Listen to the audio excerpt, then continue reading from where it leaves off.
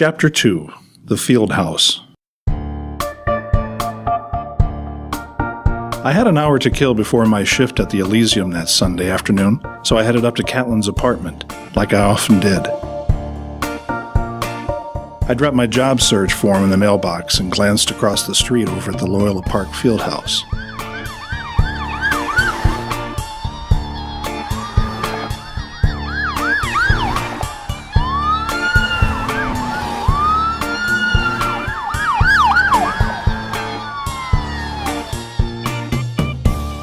The bodies were scattered across the athletic fieldhouse grounds.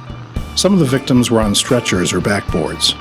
Thick smoke swirled in front of the fieldhouse and out over the two softball fields, toward the playground, the beach, and Lake Michigan. Medics set broken arms and legs, dressed wounds, made tourniquets, started IVs, or CPR. There were serious burns and bad glass cuts and a lot of blood.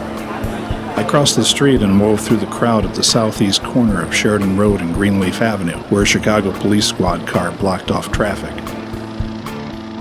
The onlooker next to me watched it all from a handheld TV. The fire in the brick and glass block structure was contained. Type A foam diluted with water 10 parts to 1 made the ground soggy next to the building where there were no flowers.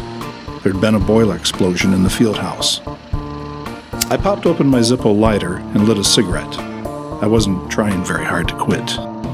A man rolled a wheelbarrow-styled stretcher past me. I saw a man with a clip-on bow tie speak into a walkie-talkie. "Can I help?" I asked, walking up to him. I sort of remembered CPR from high school and thought I might be of use.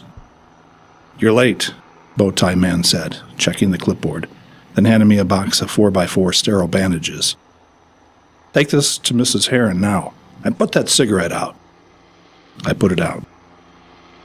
Bowtie man spoke into the walkie-talkie again. "I didn't know any Mrs. Heron." "What are you waiting for? Move it." I wandered over to the west entrance. An ambulance backed up over the curb and onto the grass, and the crowd parted.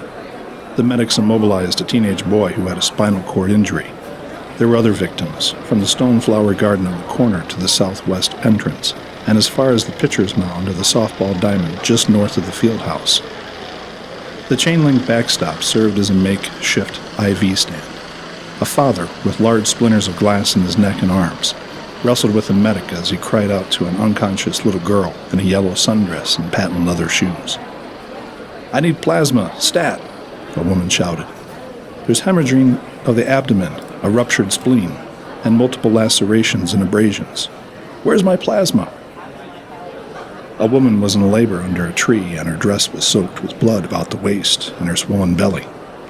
3 medics attended to her, one on both knees in front of her, one kneeling on one leg near her head, and the other took vital signs. Her screams were violent. "Help! Help me! I can't take it anymore! Stop it! Stop! Please stop it!" "Push," they told her. She made a deep, cleansing breath and pushed again, and the medics kept coaching her, and she made the final push. A basketball rolled out from under her dress. The woman sat up, cackled, and fell back on the grass. "Congratulations, Mrs. Naismith," one medic said. "It's a 7-pound bouncing boy." The medic at her feet picked up the basketball, bounced it on the grass, and spun it on his index finger. He passed it to the woman. The whole thing's been a drill, I thought. "You gonna name the baby Spaulding?" No, make it Michael." But Mrs. Naismith didn't say what she was going to name her baby. She wrapped the basketball in a towel and cradled it. "Focus, people, focus," one instructor said. "That's what this drill is all about. Disaster strikes. Prepare, focus, and adapt." "Focus, pocus," a medic muttered, stealing the ball away from the woman. "Can you at least let the others learn?" the instructor snapped. "Whatever," the medic said, bouncing the ball. An air horn sounded 3 times, and Bowtie Man used a bullhorn to address the people. Victims rose up as if Bowtie Man's voice was that of a revival tent healer. Scorekeepers delivered the medic's results to the fold-out table. Equipment and supplies were returned. "Can we leave?" asked a victim. "I thought I'd seen her when I filed for unemployment. I got a place to be at 4. "Hey, when do we get paid?" asked a man with a broken arm. I returned the box of bandages to the fold-out table. A man with a half-severed hand drank coffee, and he talked to a medic who was tying her shoe. Past them went a man who'd had a broken collarbone. He was carrying a heavy box on his bad shoulder. A burn victim, with flesh seemingly raw as steak, listened to the Cubs game on a radio while sunbathing. 3 kids in bandages played double dutch with IV tubes. "It's over," the father said, peeling the fake glass off his arms and neck. The girl lay on the ground. "Get up, honey."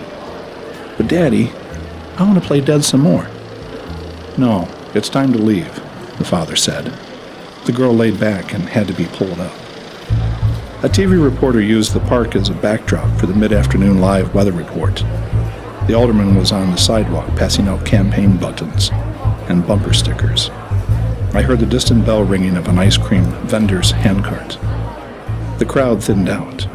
A Park District worker rode in the back of a slow-moving truck and stacked orange cones one on top of another.